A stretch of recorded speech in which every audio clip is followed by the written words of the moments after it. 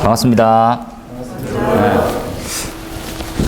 별로 안 반가우실 수도 있지만 네, 보면 오늘 이제 원래 이슈 아닌 지난주 4월 16일 날 127회 소방기술사 1차 시험이 있었습니다. 그리고 이제 다음 주쯤에 이제 지난 회차 126회에 면접이 있어요. 5월 2일자로 아마 제가 알고 있는데 막 겹쳐졌죠. 그래서 뭐 이거 준비하시는 분도 있고 저거 준비하시는 분도 있고 이렇게 해서 127회를 총평을 하자면 나중에 이제 상세 문제에서도 말씀드리겠지만 우리가 알고 있는 기존의 형태 이제 예를 들어서 121회부터 26회까지는 법이 굉장히 강세였죠. 이때 법을 내는 이유는 단 하나입니다. 이 채점이 용이하죠. 근데 이제 나쁜 의도로 얘기하면 출제자가 고민 하나도 없이 그냥 내는 거예요. 나쁜 짓이지. 그냥 법 있는 거 스크랩해서 이거 그대로 써봐. 그게 뭐야, 그죠? 근데 지금 요번에는 법대로 써라라고 하는 문제는 극히 조금 소수에 가까웠어요. 근데 법의 문제는 나가긴 했지만 소수고 실질적으로 근데 실무에 좀 가깝게. 이렇게. 근데 약간 좀 특징이 있습니다. 법 문제를 내면 이제 굉장히 잘 쓰신 분은 정말 잘 쓰지 않으면 점수가 안 나오는 것처럼 점수가 조금 낮아질 수가 있어요. 점수가. 그죠? 생각 외로 점수가 이제 뭐 평이한 문제 이런 것들이 낮더라고. 근데 실무 문제는 내랑 코드만 좀 맞으면 점수가 이렇게 확 올라가는 경우가 좀 있어요. 그래서 보통 보면 막 썼는데 실제 점수가 굉장히 높아져 있는 거지. 난 막 썼는데 그리고 자기가 뭐가 쓴고 넣은지도 몰라요. 그런데 거의 만점 가까이 받고 나와. 그래서 복기를 해봐라 이러면 자기가 뭘 쓰는지 모르니까 복기를 잘 못하더라고. 그죠? 그러니까 그런 형태의 틀을 좀 가지고 있어요. 이게 이제 저도 이 문제 출제하기 전에 약간 이슈를 좀 듣긴 들었었는데 이게 바로 반영되기는 쉽지 않지 않았을까 했는데 건축법이 너무 많이 나온다라고 막 말들이 너무 많이 나가지고 이게 좀 줄여라. 너무 심각하다. 이게 좀 도를 넘어섰다. 그런 내용이 나와가지고 좀 이런 내용이 있었으니까 문제 한번 보도록 하세요. 그죠? 그러니까 우리 뭐 소개는 우리는 5월 21일 날 개강한다네요. 그리고 뭐 기존의 합격자들 밥 잘 먹고 잘 살고 계십니다. 다들 심의위원하고 뭐 성능 설계하시고 제가 이제 아랫게 아시는 분들 만나서 보니까 전국 거의 넘버원이 1억 5천 정도 받더라고. 1억 5천 정도. 그래서 1억 5천이고 성능을 하면 거의 다 1억이 넘더라고요. 1억 못 받으신 분도 있는데 그래서 이제 우리가 감리나 그죠? 성능 위주 설계 쪽으로 가는 형태에 대한 진로가 약간 좀 있지 않을까 하는 생각이 좀 듭니다. 그리고 뭐 많이 찍었으니까 보시고 문제 한번 볼까요? 페이지로는 이 페이지에 해당되겠죠. 보면 뭐 선택할래 이렇게 해서 짧게 한번 보도록 합시다. 그죠? 내 같으면 이거 선택해야지만 합격할 것 같아요. 이런 것들 한번 말씀드릴게요. 1번 선택하셔야 되겠죠. 그죠? 1번은 또 나오지. 그죠? 1번은 무창층은 시험에 이제 무조건 나온다고 생각합시다. 이렇게. 그죠? 무창층 따로 나올 거라고 생각했었는데 2번은 그죠? 2번은 선택은 하나 정의가 정확하게 없는 문제는 잘 쓰면 됩니다. 그냥. 그죠? 방화구획은 잘 쓸 수 있는데 방향구획이 좀 애매하죠. 3번은 교재에 있는 기출 문제인데 이거 안 하셨을 가능성이 제일 많네요. 그죠? 모니터 외우기는 좀 더 쉽게 되어 있는데 그래서 쓰신 분도 있겠으나 없고 4번은 전기점화원에 관련되는 부분이고 상세 설명해서 한번 드릴게요. 정치 시간은 예상 문제였고요. 그리고 차폐는 조금 다른 개념이긴 한데 같은 의미로 한번 설명을 좀 드려볼게요. 그리고 좀 특이하게 마스킹 효과라는 게 나왔네요. 선택 안 하셨을 것 같고요. 마스킹 효과는 한번 들려드릴게요. 그 다음에 이것들을 이제 반복해서 나온다. 그죠? 같은 문제죠. 방화구획하고 방화구획에 대한 관통 부위 이렇게 생각하시면 별 차이가 없는 문제입니다. 그죠? 그리고 다시 연이어서 방화댐퍼다. 그죠? 우리가 알고 있는 방화구획을 뭘로 막느냐. 이렇게. 지금 얘는 품질 인증 기준으로 바뀌었기 때문에 자료가 많이 나갔어요. 준비하셔야 되고 화재 조사 파트로 패턴하고 그죠? 스폴링이라고 나와 있는데 얘는 그냥 폭결이라 그죠? 포결이라 안 먹고 그러니까 또 헷갈려 하실 수도 있고 좀. 위험물 다들 포기하시는데 저는 위험물 손 안 놓습니다. 무위험물 하세요. 그리고 10번 문제 같은 경우에는 좀 애매하죠. 이게 뭘 묻고자 하는 거에 대한 것만 한번 좀 생각해 봅시다. 이렇게. 그죠? 그 다음 물분무 다들 그냥 일반 문제고요. 옥외 지중 매설. 이게 뭐 기출에 나와 있는 형태는 아니었기 때문에 조금 헷갈릴 수 있는데 그렇게 크게 어려운 부분은 아니었고. 그리고 펠세이프. 싱글리스크는 수업 때 한번 설명을 좀 드렸는데 보시고. 그 다음에 2교시 한번 가볼까요? 1번은 그냥 저는 콘크리트 중성화는 중요하다고 봤거든요. 근데 시험 방법은 그냥 하지 마세요. 근데 2번은 별표를 한 10개쯤 치시고, 이게 기계의 근간을 이루고 있는 문제라서, 뭐, 2번은 이제 어떻게든지 앞으로도 써먹습니다. 3번은 한 번 나오고 말 문제였었죠. 한 번 나오고 말 문제여가지고, 이렇게 한 번만 보도록 할게요. 그죠? 예, 개방력에 관련되어 있는 문제입니다. 그리고 4번은 예상 문제였고, 우리 모의고사도 많이 했었고요. 이렇게. 또 중요합니다. 전기저장시설은 또 나올 수 있죠. 5번도 마찬가지고, 중요하네요. 그죠? 사전재난하고 한번 비교를. 10번은 물분무긴 하나 바라보는 시각이 좀 다릅니다. 말씀을 좀 드릴게요. 그 다음에 3교시로 가면 성능위주 가이드는 제가 일찌감치 미리 누구보다도 빠르게 우리 단톡을 통해서 전달을 드렸었는데, 그 있는 내용을 지금 묻는 거라서 한 두세 번 읽어보셨으면 거짓말도 좀 적고, 이게 3교시 1번을 보면 출제위원이 심의위원이구나라는 걸 확실히 알 수 있어요. 그리고 4교시 1번을 봐도 이 사람은 진짜 이 사람이 다 낸 거구나라는 생각을 좀 갖고 있구나, 이렇게 생각도 들고. 그리고 3교시 2번은 기초문제입니다. 이런 문제를 잘 쓰기가 쉽지 않아요, 솔직히. 그렇죠? 이게 뭐 캐비테이션에 대한 원리를 잘 쓰는 게 어려운 것처럼 굉장히 단순한 건데 점수 잘 나오기 힘든 부분이죠. 3번은 뭐 그냥 모르셔도 될 것 같고요. 불꽃 감지기는 예상 문제였는데 원리는 잘 하셔야 되고, 동작 시험은 명쾌하게 정해진 방법이 잘 없긴 합니다. 실제로 이제 불꽃 감지기 회사에 물어봐도 자기들도 조금 애매하긴 하거든요. 그러니까 지금 우리가 답에 나와 있는 토치 동작 안 합니다, 잘. 그래서 이것들은 감도를 어떻게 설정하냐에 따라서 천지 차이가 나기 때문에 좀 약간 애매합니다. 지금 이게 문제가 많죠.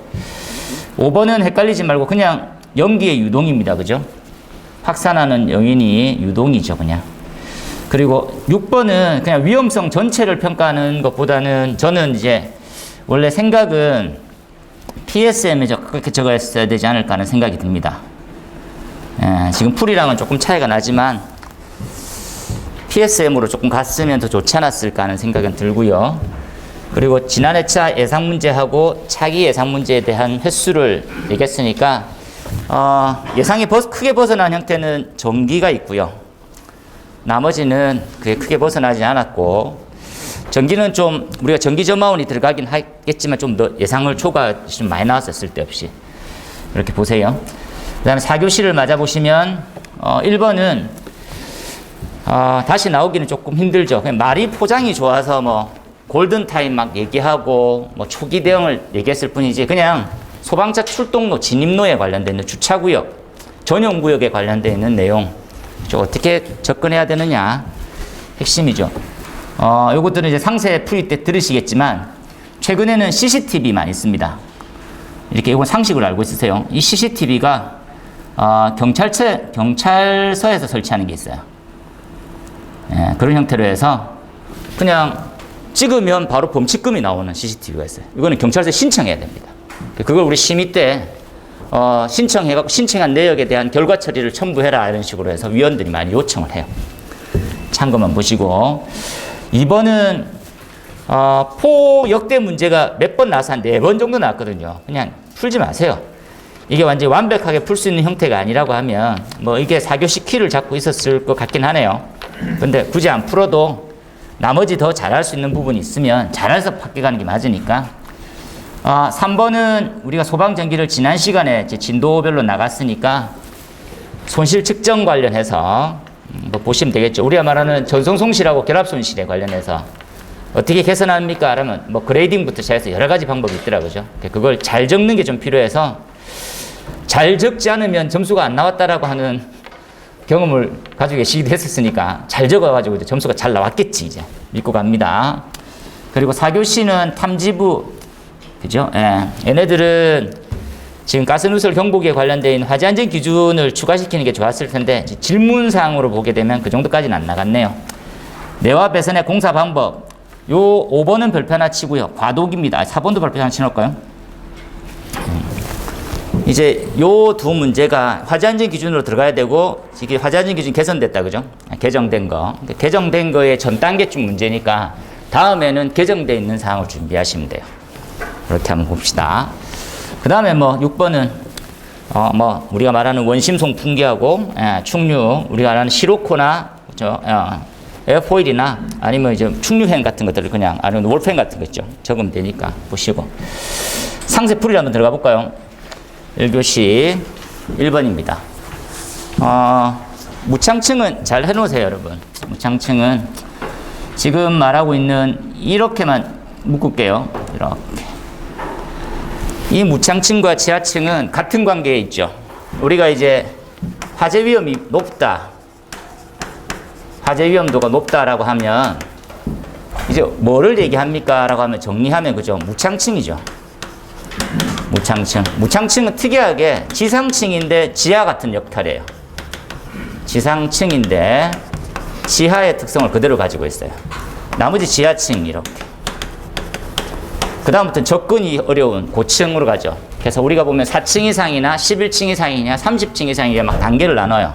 볼까요? 4층 이상의 어떠한 용도, 11층 이상의 고층, 30층 이상의 고층. 이건 소방에서 얘기하는 고층이고요.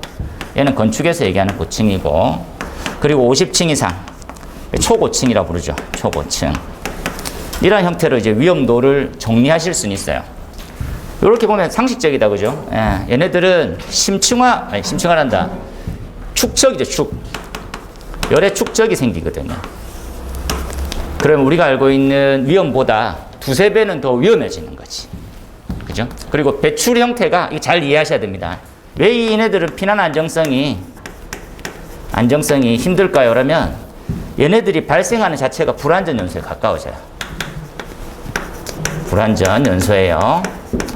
이렇게 불안전 연소가 많으면 유독가스 중에 특히 일산화탄소가 많아지죠. 그죠? 그러다가 지하층 같은 걸 만나게 되면 무창층도 마찬가지입니다. 피난 경로와 연기의 유동 경로가 일치합니다. 잘 이해하세요. 연기의 확산과 피난이 경로가 일치해요. 이렇게. 그러면 정말 많은 다수의 인명피해가 발생하는 거야. 그죠? 여기서 우리가 답을 찾으면 되겠죠. 그래서 니네는 정의를 뭘로 내리고 있지? 그래서 단독 문제만 나오면 무창층이 그냥 무조건 1등입니다. 다음도 하나만 할래요? 그러면 무창층이고, 이렇게. 무창층 관련 소방시설을 이렇게 많이 적을 필요는 없습니다. 답이니까 제가 이제 한번 보여드린 거고, 한 3가지 정도의 예만 첨부시키고. 우리가 답 쓰는 요령이라고 하는 건 간단하죠. 질문하는 거에 대해서 소방에서는, 질문하는 거에 대해서 뭐고, 소방에서는 이렇게 쓰라 했죠, 항상. 그래서 질문이 들어오면 질문에 첫 번째 개념을 먼저 적고요. 그러고 난 다음에 소방에서는 어떻게 쓰냐. 이렇게. 그걸 좀 하는 거죠. 오늘도 지금 이제 물었던 마스킹 효과라고 하는 게 뭡니까? 라고 하면 마스킹 효과는 뭡니다. 이렇게 하면 답이 이제 삼각형처럼 애매한 거예요. 채점하기가. 그거보다 소방에서는 어떻게 활용되는 겁니다. 라고 하면 네가 이걸 알고 있었구나 라고 생각이 되는 거지. 항상 그렇게 접근해 주세요. 자, 지금 나오는 피난층의 개념이 좀 분리되어 있죠. 요거가 가장 좀 큰 차이 중에 하나입니다. 잠깐만 한번 정리해 봅시다. 이제 이 개념이 차이가 뭡니까? 라면 건축에서는 피난안전구역을 피난층으로 봐요. 바람직하지 않다라는 거지. 왜 그렇습니까? 하면 우리는 이제 한 10여 년 전에 미국에 있는 쌍둥이 빌딩이 무너지는 걸 눈으로 경험합니다. 그래서 뭡니까? 화재가 발생한 층에서 한 3계층 정도 아래쪽에 내려가면 다들 살 수 있지 않을까라는 생각이었는데 3계층 아래로 피난하는 경우에 바로 무너지는 거예요. 그래서 이제 완전한 피난층은 건물 바깥쪽까지 나가는 개념을 봐야 되는 거지. 완전의 피난의 완성은. 그 개념에 대해서 조금 정리하시면 좀 필요하죠. 그 다음에 다음 페이지에 나와 있는 업무 지침. 이게 2번 나왔어요. 그래서 준비를 한 번 더 하고 가시는 게 좋겠습니다. 그 다음에 2번으로 넘어가 볼까요? 2번. 지금 나와 있는 방화구획에 대한 정의입니다. 여기 한번 체크해 놓을게요. 우리 방화구획은 정의가 약간 좀 모호한 형태로 되어 있는데 검색을 이렇게 잘 해보시면 교육시설 및 안전유지관리 기준에 정의 이렇게 해서 나와 있거든요. 그래서 이렇게 한번 참조하셔서 보시는 것도 나쁘지 않아요. 그 외에는 우리가 일상적으로 알고 있는 정의와 나와 있죠. 그 다음에 방역구획은 뭡니까? 연기 차단이죠. 연기 확산을 방지하는 거. 핵심 사항이 연기의 확산과 연기의 배연을 돋굴 때 필요한 거다. 그렇죠? 그래서 무슨 목적입니까? 뭐 확대 방지죠. 얘네들은 화염과 열과 열은 좀 못 막을 수, 열도 막네요. 그죠? 예, 세 가지를 뭘로 막습니까? 하면 이 화재 덩어리의 확산인데 얘네를 뭘로 볼까요? 라고 하면 열, 연기, 화염 등의 확산이고요. 얘네들은 뭐의 확산을 막습니까? 하면 연기의 확산을 막을 거예요. 이 중요한 키를 이해하십시오. 그러면 뭘로 막으면 그런 효과가 납니까? 라고 보면 밑에 나와 있는 구획 방법들, 구획들 이렇게 나와 있죠. 지금 줄 치는 것만 적으면 됩니다. 근데 부연 설명을 알면 이제 공부가 되기 때문에 제가 조금 더 추가를 시켜놨을 뿐이지, 그죠? 가장 중요한 부분 차이점 잊지 마세요. 그죠? 뭐를 막고 뭐를 막지 못하는지 이렇게 한번 보고 가라. 그 다음은 넘어가고요. 3번입니다. 이제 생김새만 보면 알 수 있죠. 뭡니까 하면 이렇게 생겼어요. 그냥 이렇게 지금 나와 있는 포모니터 유류이송 배관에 그죠? 어디다가 설치합니다 라고 얘기해서 생김새 이렇게 생겼죠. 이렇게 고정 형태로 되어 있는 포를 방출하는 그냥 방수총이라고 보통 불러요. 현장에서 모니터를 이걸 쏘는 거지 그냥. 그죠? 포 배관이 연결되어 있어서 그냥 소화전 같은데 고정식으로 되어 있는 쏘는 거 뭐 이런 거죠. 그래서 우리가 포 소화전 이런 개념을 가지면 됩니다. 조건은 요 2번이 정의고요. 1번에 2번이 정의고 지금 나와 있는 설치 기준들 수원량 요렇게 판단하시면 될 것 같아요. 방사량이 한 1900리터 퍼민 정도 되네요. 그죠? 그래서 방사거리 한 30m 정도 되는 부분이니까 3번은 양념처럼 어느 정도 지금 수원량이 필요할까 이렇게 본 거예요. 참고만 하시면 될 것 같아요. 이게 이제 두 번째 지금 나오고 있는 형태다 이해하시고요. 주로 어디다 쓰냐 보시면 되겠죠. 노즐은 어디에 써져 있는지. 넘어가서요. 4번. 4번을 좀 더 다르게 한번 이해해 봅시다. 우리 교재에는 정치 시간을 수식을 통해서 정리했는데 지금 묻고자 하는 형태에 부합되게 한번 검색을 했어요. 뭐 우리 책에 있는 그대로 써도 막 그렇게 큰 차이의 점수가 낮아지진 않고요. 근데 이제 정의 부분을 한번 이게 이제 가장 기본적인 정의죠. 정전기 생겼다가 다시 생길 때까지에 대한 그죠? 누설될 때까지 걸린 시간. 정전기는 약간 스태틱 일렉트릭이라고 해서 멈춤 에너지죠. 멈춤 전기 덩어리. 얘네들은 자연계로 원래 돌아가려고 소멸됩니다. 서서히 어떻게든지. 쌓이는 과정이 더 빨라지기 때문에 뭐 이런 거와 똑같습니다. 표면에 전기 입자들이 쌓이는 거죠. 이렇게 대전을 받는. 그죠? 이렇게. 그럼 뭐 플러스를 만나게 되면 쑥 달려갑니다. 이렇게. 그죠? 이거 방전이라고 하죠. 쌓이는 것들을 대전.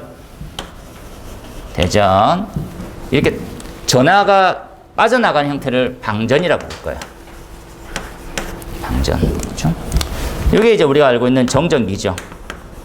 메커니즘을 보게 되면 지금 생겼다가 근데 방전할 곳이 없으면 얘네들이 쌓이는 과정이 마찰이라든지 뭐 다양한 원인에 대해서 생기죠. 생겼다가 가만 놔두면 소멸해요. 그렇죠? 근데 소멸 안 하는 이유가 뭡니까? 계속 더 많이 쌓이는 과정이 있기 때문에 축적이 되는 거거든요. 그렇게 한번 이해하시고 접지가 있고 정전기 발생 후에 다음 발생 때까지 시간 별표 하나 치시고요. 이걸 정치 시간이라고 부르더라. 결국은 왜 생깁니까?로 생각해 보면 된다. 그죠? 생기는 형태를 느슨하게 느리게 만들면 절대 안 생기겠죠. 그렇죠? 그래서 정전기를 대지로 대전량을 적게 만드는 목적이다. 정지 시간을 가지고 있으면 정지 시간이 그죠? 어느 정도 시간이 확보가 될 때 그 시간 이후부터는 점화가 일어나지 않아요. 이 개념을 잡으세요. 그 다음에 이러한 데이터가 있으니까 준비 한번 하고 이런 부분은 어디서 지금 갖고 옵니까? 라고 하면 유류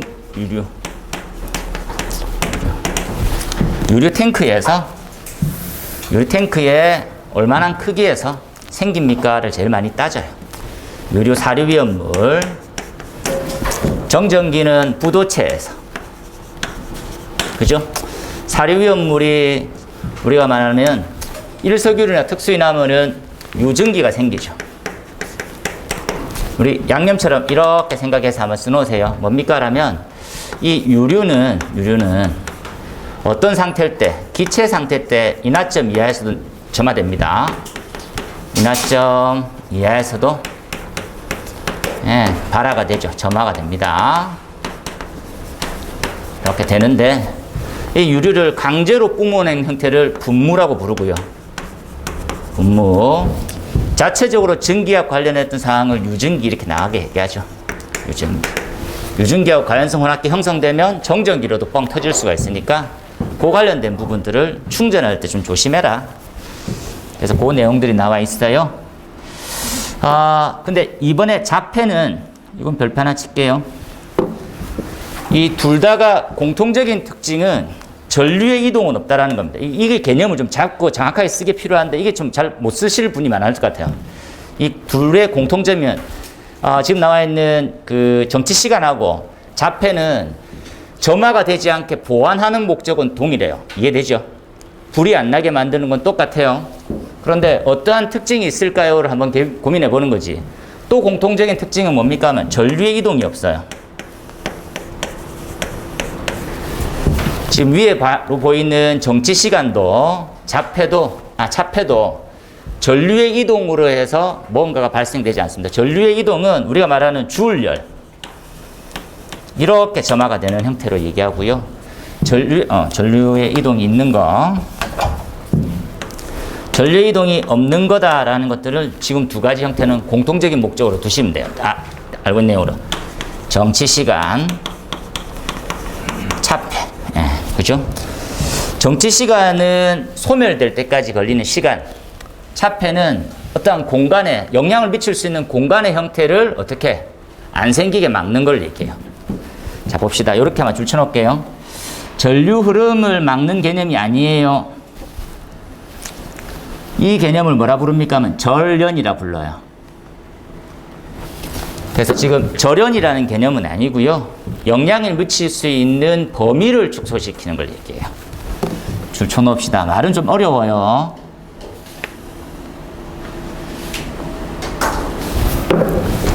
그래서 얼마 전까지 스파크가 좀 강세였으면 저는 차폐 좀 중요하게 좀 보고 있는 입장이어서 얘네들은 전자파가 영향을 받게 되거나 주게 되거나 하는 문제를 생기게 되겠죠. 맞습니까? 왜 이런 고민을 자꾸 할 거라면 이 차폐는 우리 입장에서 보면 제일 약한 때가 정전기, 점화원 뭐 이런 것들도 떠나서 어디에서요? 라면 통신선에서 한번 제일 고민이 됩니다. 통신선에서 차폐 한번 고민해 주세요. 그렇죠? 세 가지 종류가 있으니까 지금 나와 있는 정전, 자기, 전자. 여기서는 소방 쪽으로 갖고 오는 게 좀 더 필요했는데 요거 설명하고 바로 소방으로 넘어가기 좀 애매해서 까지 했으니까 한번 참조해서 좀 봐놓도록 하십시오. 그 다음 넘어가서 5번에 마스킹 한번 볼까요? 마스킹은 소리가 묻히는 현상을 얘기하죠. 주변 소음이 너무 커서 안 들리는 거. 저는 가보지를 못했는데 다들 나이트 가보셨습니까?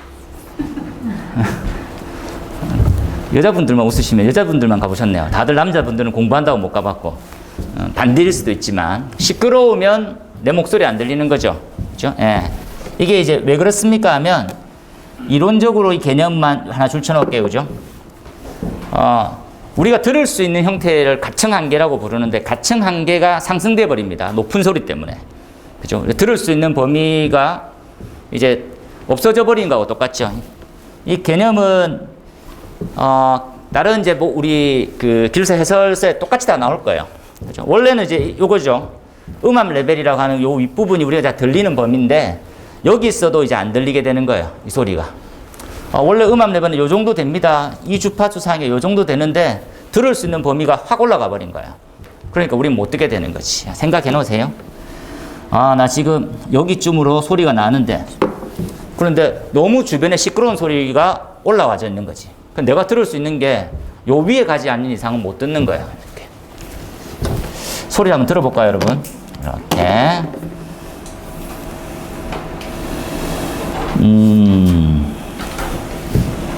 이렇게 한번 봅시다.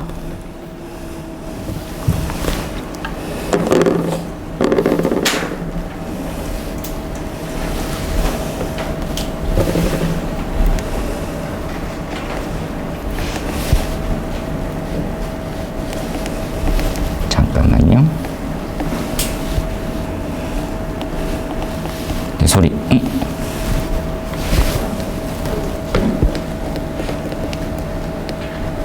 소리가 안 납니다. 어이씨. 경종 소리 해서 들어볼랬는데 라이트를 안 가져오길 잘했네요. 일단은 그냥 할게요. 지금 나오는 음의 최소 가청 한계값이 상승한다. 시끄러운 소리 때문에 더 커진 거죠. 그래서 우리가 들을 수가 없다. 여기다 한번 줄을 쳐놓으면 됩니다. 이런 용어들만. 근데 중요한 부분은 종류까지는 그냥 일반적으로 쓰시고요. 소방에 적용해서 보면 우리나라의 소방은 1m에서 90dB 하나만 적어 넣어 볼까요? 1m에서 90dB이 되게 이상 되게만 나와 있는데 주변 소음을 가정하지 않는다라는 거죠. 아시다시피 공장에서 기계가 보통 한 100 정도의 데시벨을 가지고 있는 곳이다. 그때는 경종이 이제 파묻히게 되는 거예요. 안 들리는 거죠. 그래서 미국 애들은 어떻게 합니까? 해서 묶어 놓읍시다. 미국 애들은 이렇게 정리해 놨다는 거죠. 주변 소음보다는 무조건 일정 이상 커라. 그래서 이러한 부분의 배경에 마스킹을 반영했다를 이해하실 수 있어요. 그렇게 한번 보고 가자는 거고요. 그 다음에 넘어가서 방화구획 관통. 방화구획의 관통은 큰 의미는 없다, 그죠? 우리가 다 알고 있는 내용이고, 얘네들은 풍도는 크게 보시지 않으셔도 될 것 같아요. 막말로 이렇게 한번 그림을 볼게요. 이게 이제 우리가 방화구획 선이고, 풍도가 지나가면 뭐 어떻게 메울 거냐는 거죠, 이렇게. 뭘로 할 거냐? 그러면 열도 옮겨가고 연기도 옮겨갈 거니까 풍도를 열이 가열시키면 어떻게 할 거야? 그래서 차열제라는 걸 이렇게 감습니다. 이렇게. 일정 이상. 그죠? 그래서 차열제가 열을 흡수하는 부분이고 열을 차단하는 역할을 해서 이 지금 덕트가 온도 상승하는 걸 막는 거죠. 그죠? 만약에 차열제를 두지 않고 요 내부만 막았다고 생각해 봅시다. 이렇게. 그죠? 그러면 뜨겁게 해서 온도가 계속 상승하는 거예요. 그럼 여기도 지금 벌써 해당되는 주변에 있는 가스나 기타 등등에 대한 가열물을 가열시킬 수 있는 온도만 올라가 버리는 거지. 그래서 이렇게 차열제를 감싸서 정확하게 이제 구획을 시켜줘야 화재에 대한 확대를 막을 수 있다. 이렇게 이해하시면 될 것 같아요. 그 외에는 같은 개념으로 해서 나와 있으니까 큰 의미는 없을 거고 잘 맞추셨을 것 같아요. 그 다음에 넘어가 보면 7번은 별표를 하나 다시 좀 찍고요. 이렇게.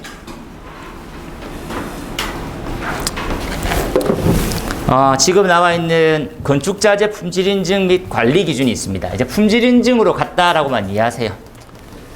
지난 시간에 제가 프린트물 나눠드린 대로 건축자재의 품질 인증으로 갔습니다를 잘 이해하시면 되겠죠. 품질 인증으로 갔다는 말은 우리가 굉장히 이제 좀 관리하는 기관이 새로 생겼구나라고 생각하시는 게 좀 빨라요. 그죠? 그래서 이 부분으로 들어가는 형태는 우리 내화 충진 구조, 그죠? 지금 채움 구조라고 얘기하는 거, 방화문, 방화 셔터, 그리고 방어 댐퍼. 첫 스타트를 방어 댐퍼가 끊었네요.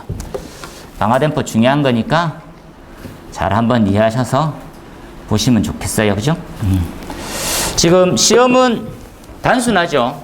내화 성능과 그죠? 예, 차연 성능이 뭘로 되어 있느냐 이렇게 보는 거예요. 저기 내화에 관련되어 있는 설명이다. 그죠? 내화의 성능. 그리고 등급으로 해서 움직인다. 우리는 이거 하나만 기억하고 갑시다. 이 화살표로 이렇게 꺼서. 그죠? 화살표로. 이렇게 한번 이해를 해볼게요. 뭡니까? 라고 하면 우리가 말하는 표준온도 시간 곡선이라는 게 이렇게 생겼거든요. 그러면 여기가 시간이고요. 얘가 온도입니다. 온도.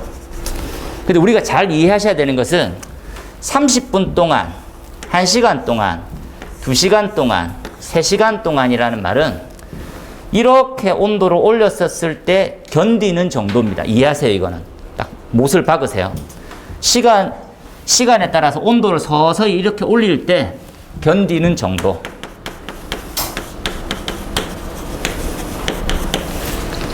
그래서 질문을 반대로 한번 해보면 30분짜리 방화문, 아니 1시간짜리 이제 과거의 갑종 방화문입니다. 60분 방화문을 2장을 겹쳐 달았어요. 문 하나 달고요. 또 이렇게 문을 하나 달았어요. 그럼 얘는 몇 시간 견딥니까?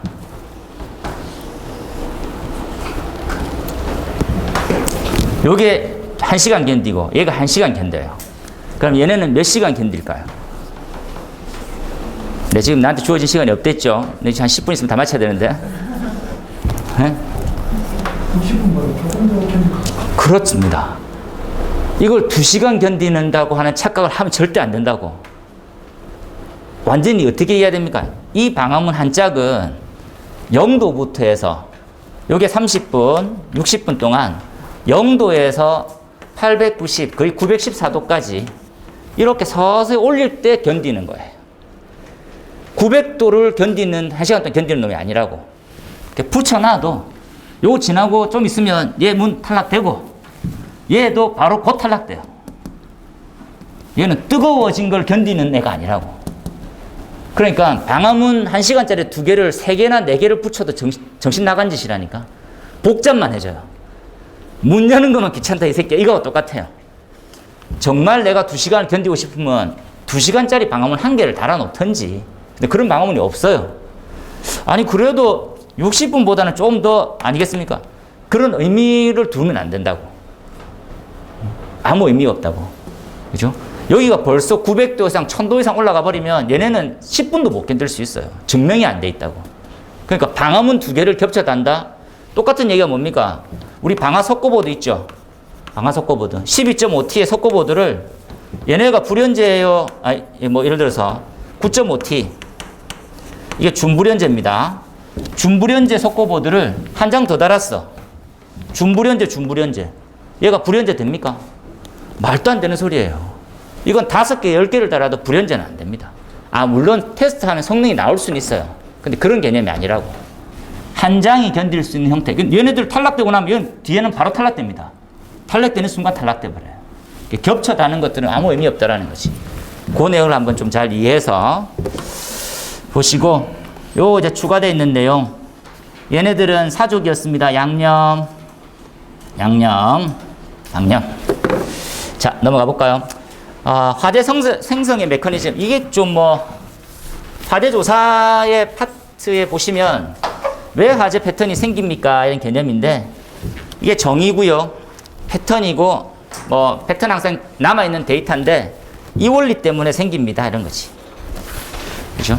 생성 메커니즘이라는 것은 화재가 발생해서 연소 생성물이 퍼져나가는 것들을 쭉 순서대로 적어내는데, 단순하게 이 원리입니다. 진한 글씨를 해놨으니까 확인하시고, 그 다음에 이제 포결이네요.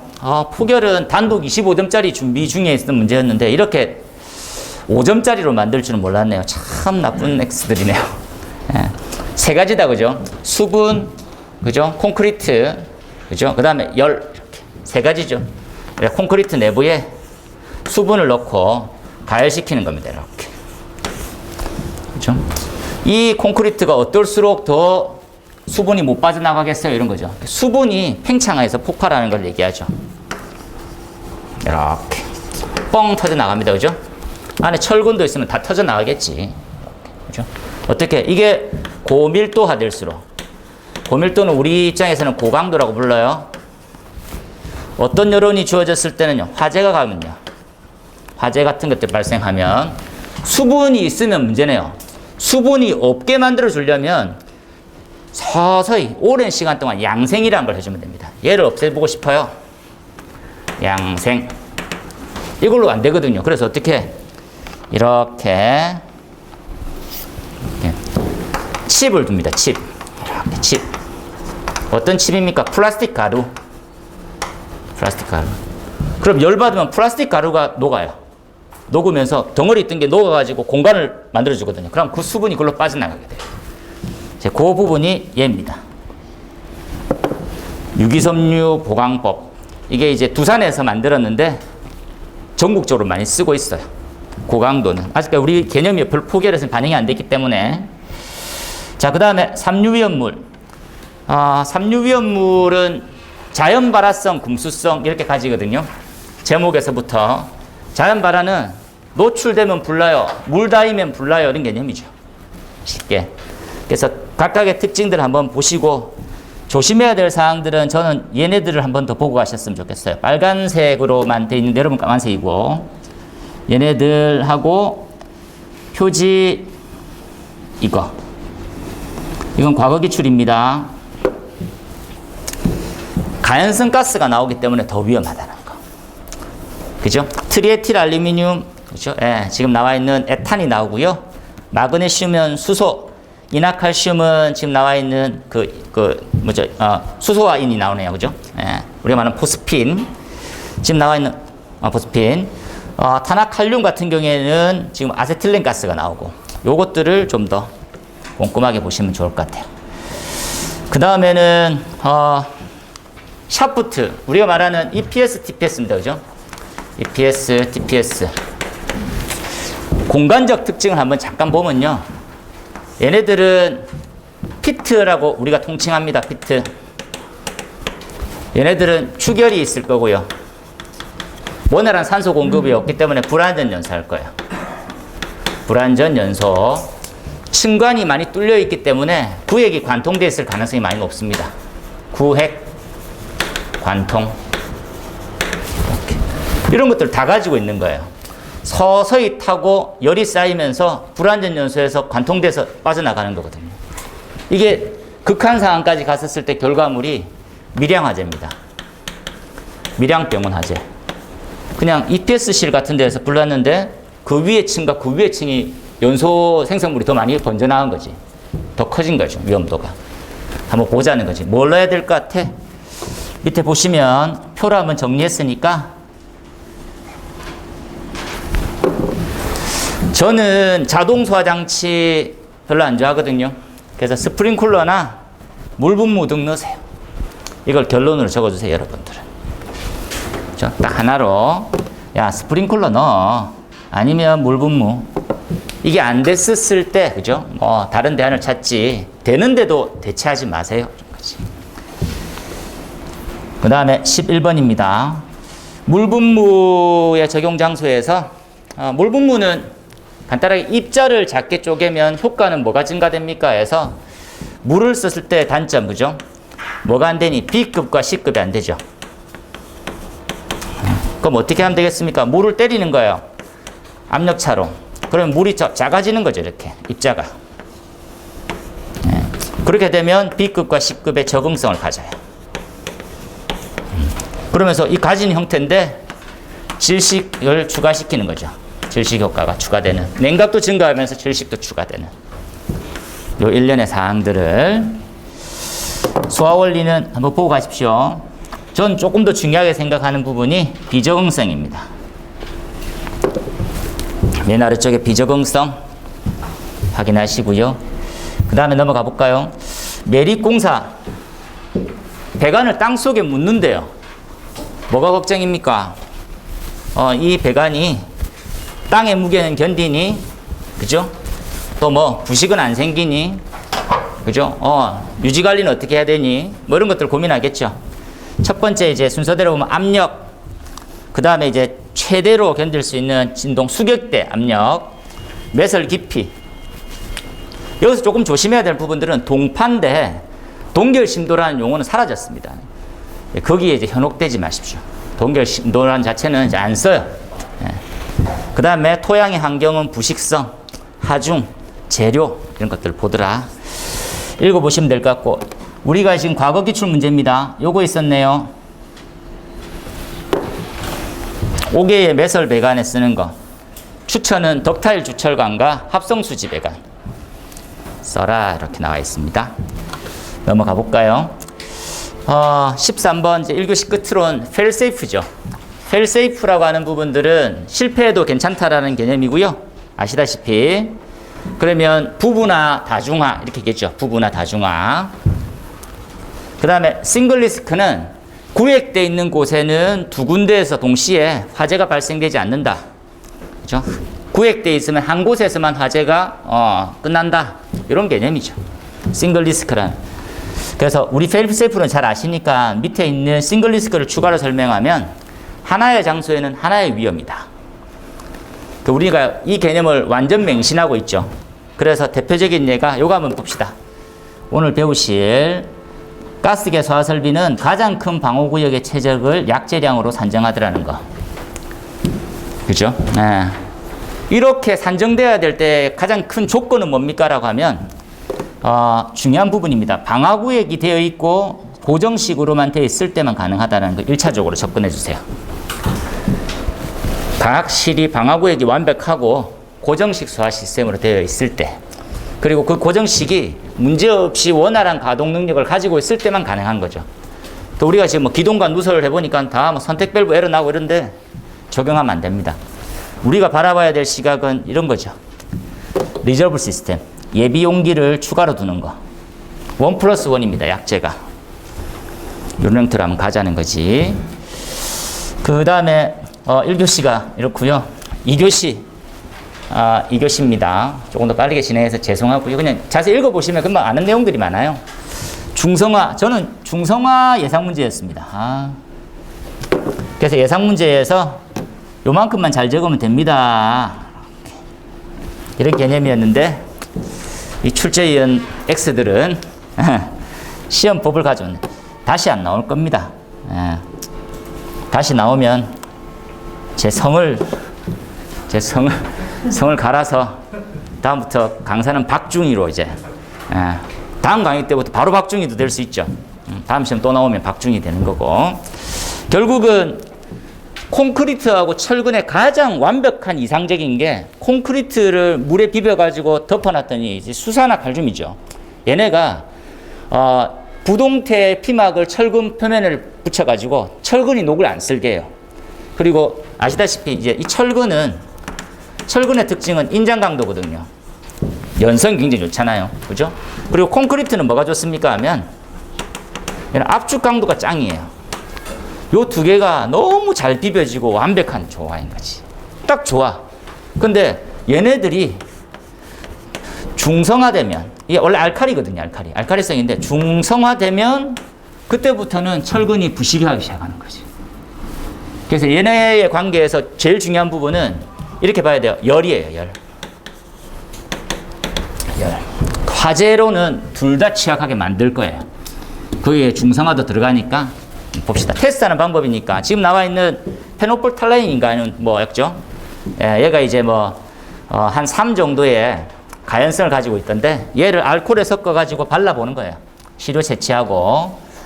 그러면 콘크리트 상태가 어떻게 됐는지를 알 수 있대요. 그리고 식도 있고 그러니까 참고해서 한번 보시고. 자, 2번입니다. 2번은 소방의 곡선 중에 기계 곡선 중에서는 가장 중요하죠. 이게 근데 대전제 조건이 있습니다. 원심 펌프에만 그래요. 원심 펌프만 이렇고요. 우리가 말하는 축류, 사류, 원심 펌프 이렇게 가는데 원심만 4년 곡선을 그리고 있어요. 이렇게 생겼다, 그죠? 이렇게. 여기 보니까 유량 대비 양정과 축동력, 그죠? 효율 나오더라는 거. 지난 시간에 했잖아요, 그죠? 네, 이렇게. 지금 우리가 나와 있는 것들 보니까 지금 나와 있는 이렇게 축동력, 효율점, 최대 효율 지점이 우리가 말하는 운전점이 되더라는 거.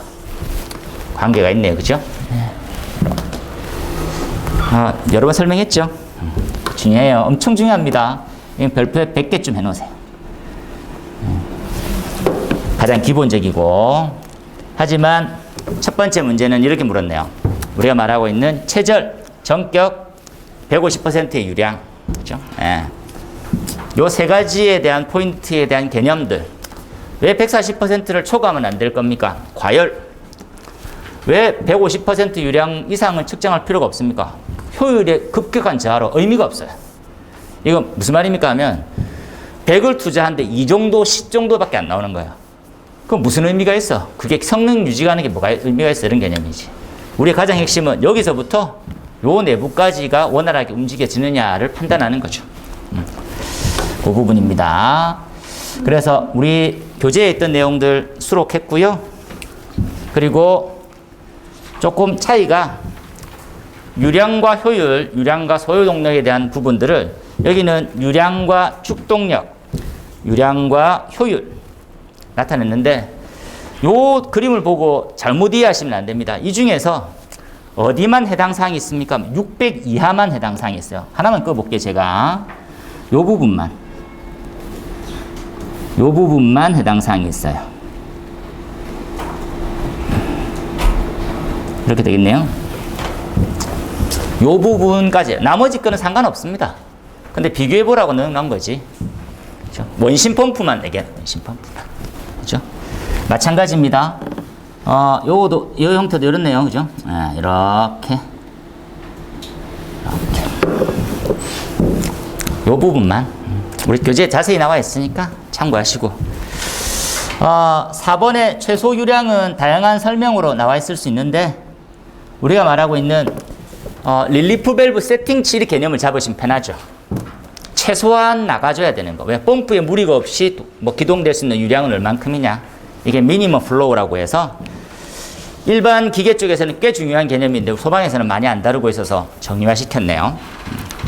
그래서 요거 보시면 아시겠죠? 이게 안 나가게 되면 과열, 과압, 공동현상 생긴다. 이렇게. 다음 넘어가 볼게요. 3번. 요것들은 수업 시간 다시 한번 할 텐데 이렇게 한번 정리해 봅시다. 위쪽을 거실이라고 할게요. 불나는 실이니까 거실. 아래쪽 부속실, 다른 말로는 전실 이렇게 부르겠습니다. 전실은 우리가 주로 뭐 합니까 하면 가압을 시키죠. 가압. 힘의 평형을 따질 때 위에서 손을 잡고 밀고 나올 거예요. 형태의 힘을 뭐라고 부릅니까 하면 개방력 이렇게 부를 거예요. 개방력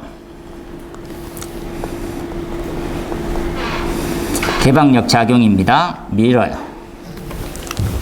밉니다. 그러면 내부가 얼만큼 차 있어야 되지? 힘에 관련되어 있는 세 가지 형태를 체크할까요? 첫 번째 뭡니까?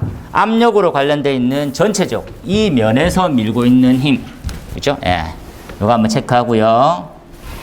맞습니까? 요게 도어 체크 있죠? 도어 체크. 자동 폐쇄장치에 대한 힘. 이렇게 있을 거예요. 자, 추가로 요 마찰 체크해 놓으세요. 마찰, 힌지, 잡. 요 세 가지 힘이 합산되어 있습니다, 현재. 요 두 개가 어느 게 커야 됩니까? 근데 개방력은 제한이 있더라는 거지. 법적으로. 체크합시다. 110N이죠. 자, 요만큼이 110N을 보다 높으면 큰일 나요. 내부의 힘 합산이 110N을 넘어서면 문을 못 열고 들어와요. 왜 열고 들어가야 됩니까? 여기가 계단실이거든요. 눈에는 안 보이지만 거실에서 전실, 즉 부속실을 지나서 계단실까지 가야 되거든요. 문 열고 나가야 되는데 쉽게 해서 내가 이걸 열고 나가고 싶은데 안이 바람이 너무 세서 이러는 거야. 이렇게 현장에서 많이 경험합니다. 이러다가 죽는 거예요, 그냥. 이해되죠? 그래서 고 뜯어보니까, 이 힌지. 그리고 안에 있는 잡. 그리고 뭐, 이 문이 오래 안 쓰면 생기는 마찰력. 그 마찰력 다 포함입니다. 나가져야 되겠죠. 그죠? 이렇게. 그 부분에 대한 설명. 자, 힘을 정리해 봅시다. 요 세 가지죠. 요렇게 정리했어요. 자, 이 힘은 110N 이하고 자폐, 그리고 잡, 경첩에 대한 마찰력 세 가지구나. 계산에 의해서 구해지는 건 뭡니까? 하면 요거 봅시다. 차압에 의한 힘, 차압에 의한 힘. 이렇게만 계산을 잘 해놓을게요. 그래서 첫 번째 조건이, 야, 지금 자동 폐쇄 장치가 얼마나 나올 것 같아? 우리 기준 내부에서는 압력이 이만큼이래. 그래서 다음 페이지 보니까 이렇게 공식이 정해졌네요. 계산하는 거는 이놈만 이랬습니다. 자, 계산하는 거 이렇게 계산했네요. 이게 압력에 의한 힘, 그죠? 나머지는 110N 기준점에서 계산한 놈 내려오고 마찰력 내려오니까, 야, 지금 나와 있는 자폐는 40.83보다 커지면 안 돼. 요거보다 커지면 안 됩니다. 낮아져야 되겠다. 그래서 110N 이하고. 이번엔 같은 조건으로 바꿨어요. 자, 보세요. 자동 폐쇄 장치가 45. 요 두 개를 비교해 보세요. 40보다도 낮아야 되는데 45를 만들었어요. 그랬을 때 너 어떻게 될 것 같아? 초과하시겠지. 안 되겠지. 계산해서 이렇게 나오게 지네요. 그럼 110을 초과해서 못 열고 합니다. 110 정도 되면 성인도 힘들어요. 물론 저 같은 힘없는 성인을 얘기합니다. 나 힘 진짜 좋아 이러면 그냥 물고 나가는 거죠. 요거 수업 시간에 다시 한번 자세히 볼 테니까 계산 문제는 나온다고 했었어요. 다시 나오기는 좀 힘듭니다. 우리 쪽에서는. 그렇죠? 근데 이게 특이하게 이 개방력이 관리사에서는 한 번도 나온 적이 없어요. 웃기게. 우리만 지금 세 번째 나오고 있는 중이니까. 자, 그 다음에 다 외우셨죠? 전기 저장 시설. 이건 100점 수준까지 못 적었으면 요번 시험은 무조건 불합격입니다. 저는 화재보험이 2번 나왔기 때문에 화재보험 거를 미리 한번 넣어놨어요. 우리 비교표, 우리 교재 그대로 내용이니까 오른쪽 한번 쭉 보시면서 바뀌어 있는 거. 특이사항이 요 부분이 지금 관건이죠. 다음 예상 문제는 12.2LPM을 만드는 법을 따질 거예요. 고민해 주세요. 이것들은 우리가 자주 봤던 거니까. 그리고 요거 나옵니다. 10점짜리. 오늘 제가 단톡방에 전국 최초로 부산 소방본부에서 전기자동차 관련해서 가이드라인을 제정해서 지난주에 한번 회의를 거쳤어요. 전체 이제 일반인한테 공개를 했었는데 그 내용도 한번 제가 설명을 좀 드리도록 할게요. 열폭주 중요합니다. 이게 왜 전기 배터리가 리튬이온 배터리가 왜 무섭냐라는 내용들이죠. 그다음 넘어가고요. 성능 위주 절차와 고려사항들입니다. 절차와 5번입니다. 성능 위주가 있고 사전재난. 이거부터 이해합시다, 여러분. 성능 위주는 사전재난은 이렇죠. 첫 번째, 두 번째는 사전재난 대상. 요 세 번째는 성능 위주 대상. 대상을 계획에 일부러 넣었어요. 이해하시라고. 어느 정도 규모가 되면 해야 되나요? 이런 거죠. 규모를 따져보면 초고층과 지하 연계가 훨씬 더 크고 높고 깊어요. 잊지 마세요. 다시 한번 정리합시다. 얘네 둘이는 뭐를 고민까지 해야 됩니까?를 따질게요. 이렇게. 사전재난은 재난으로 봐야 돼요.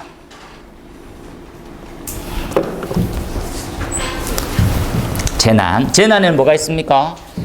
그죠? 인적 재난과 자연 재난을 다 하는 거예요. 심지어 홍수, 낙뢰 이런 것까지 전부 다 고민합니다. 테러 이런 것까지 전부 다 재난으로 봐야 돼요. 재난으로 봐야 되는데, 그런데 소방에 대한 성능 위주는 뭘 기준으로 봅니까? 화재나 폭발을 기준으로 봐요. 화재, 폭발. 어떤 게 개념이 훨씬 큽니까? 재난이 훨씬 크죠. 재난이 훨씬 크니까 어디서 담당? 부산시에서, 부산만 따져보면 각 시도에서 담당을 하고요. 그리고 성능위주는 각 본부에서 담당을 해요. 되겠습니까? 시 산하의 시도 본부가 있는 거예요, 여러분. 그래서 규모가 전혀 다르구나. 그 다음에 중요한 것들을 어떻게 차별할 수 있을까 부분은 3번이 이게 문제 되겠죠. 3번 볼까요? 3번입니다. 이걸 어떻게 썼으면 좋았을까요? 고민하는 거죠. 저는 초고층일 때 화재 확산 위험성, 연기 유동, 피난 안정성 저하 뭐 이런 것들은 상식적일 것 같아요. 하지만 질문에 대한 흐름 포커스는 성능 위주의 맥, 사전제나 영향성 평가의 핵심은 도대체 뭘까? 그래서 이 검토 내용을 형태로 풀어나갔으면 훨씬 더 이펙트가 크지 않았을까 하는 생각이 드네요. 여기 다 들어있거든요. 볼까요? 보면 이런 것들, 이런 것들, 이런 것들 다 나와 있어요. 요거 세 가지만 따져도 한 페이지 반은 충분히 적습니다. 어떤 시각으로 전체 넓게 보라는 거죠. 초고층일 때 진짜 고려해야 되는 것은 불이 어떻게 퍼지고 탈출이 몇 시간까지 안 된다는 걸 구구절절 따지는 게 중요한 게 아니고 전체적인 개념이 어떻게 해야 되는지를 봐라. 이런 것들도 중요할 것 같아요. 그 다음에 참고사항은 과거 기출이니까 별표 2개쯤에서 얘는 예상 문제입니다.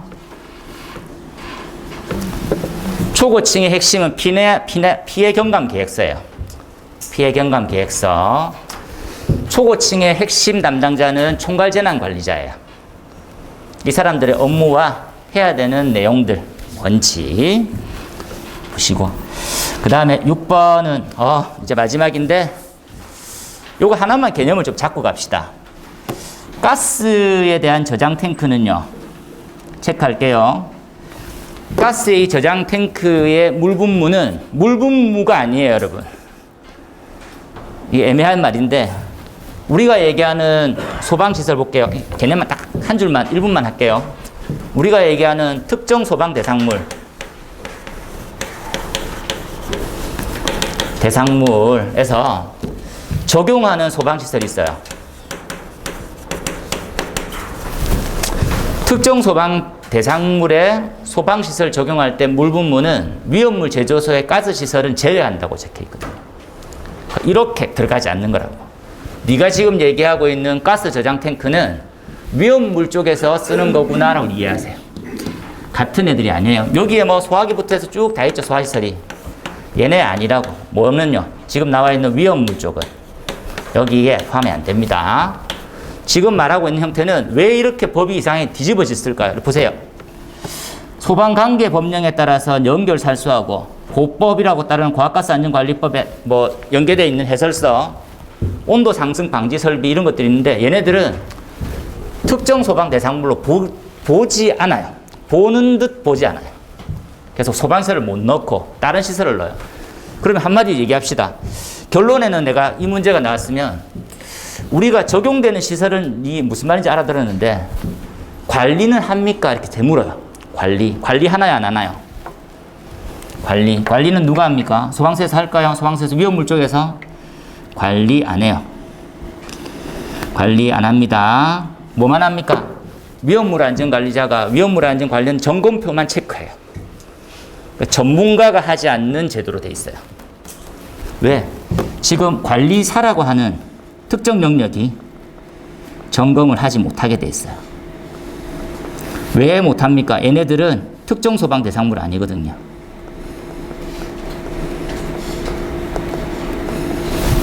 그래서 저 같은 외부위원이 가서 평가를 해보면 상태가 엉망인 데가 엄청 많아요. 그래서 매년 점검이라도 받죠. 그러면 약간 관기업은 어떻습니까? 저희가 점검받을 수 있는 근거가 잘 없다. 이게 뭐 법으로 해라고 하면 저희가 올리고 품이라도 받을 건데 이거는 그 외부기관에 대한 조언일 뿐이지 하기 힘들어요. 그런 식이에요. 그 내용이니까 보시고. 그래서 살수는 하지안전기준 그거 따왔고요. 그리고 온도 상승 방지, 고정식 분무 장치의 살수 밀도 뭐 이런 거는 여기 거 갖고 왔는데 저도 지금 이거 욕할 게 있는 게 과학가스안전관리법에는 이 내용이 없어요. 이 기준은 가스쟁이들이 만드는 협의체 같은 곳에서 만든 기준이에요, 막말로. 그러니까 그거를 따른다라고는 적혀 있으나 질문자가 이렇게 내면 안 돼요. 질문자가 이걸 기준으로 해서 여기 있는 걸 내라 이렇게 해야 되지. 과학가스 안전관리법에는 이 내용이 없으니까 소송하고 싶네 씨. 이런 문제. 참고로 이런 문제는 다시는 안 나오겠으면 좋겠습니다라고 기도하는 셈으로 할게요. 일단은 조금 시간을 한 10분 정도 초과했었는데 맞아 조금 더 늦어지겠네요. 더 늦어지면 우리 진도가 큰일인데 일단 하시고 지나간 일이고요. 그리고 나머지 시간 우리가 끝으로 이제 잠시 한 안내만 잠깐 말씀드리면 이제 우리 지금 시험 기준으로 보게 되면 7월이 마지막이거든요. 7월. 그러면 내년이 2월이 첫 시험쯤이에요. 2월이 명절 전쯤 됩니다. 명절. 그럼 요 7월 시험 치고 여기까지가 총 이제 몇 개월 정도 됩니까? 그냥 7개월 정도 되죠. 7개월. 7개월에 정말 살을 찌어 놓지 않으면 이건 농사를 못 지어요.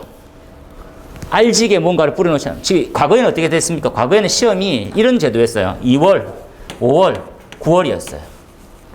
9월에서 한 2주, 한 달 정도 쉬고 그때부터 시작하면 또 이제 왜냐하면 이 사이 틈에서 좀 불릴 수가 있어요. 내가 못하는 거 좀 다스리고 좀 못하는 거 좀 키우고 이러면 되는데 이제부터는 그런 게 아예 안 돼. 왜? 2월, 5월하고 바로 7월이고 사이만 붕 떴거든. 그러니까 이때 다져놓지 않으면 이 사이사이에 뭔가를 바꿔나가기가 쉽지 않아요. 그래서 이러한 형태는 이제 돌아오기 힘드니까 7월 시험을 마지막으로 딱 기점으로 그때부터는 미친 듯이 해서 이때부터 가시적으로 점수가 올라가는 과정을 안 만들어 놓으면 이때 올라가는 건 힘들어요. 아시다시피 플래시오버는 이렇게 생겼다 그죠? 기억나죠? 플래시오버. 근데 이게 원래는 이게 가능했는데 지금은 중과사를 끄면 나중에 쉽게 올라가지 않아요.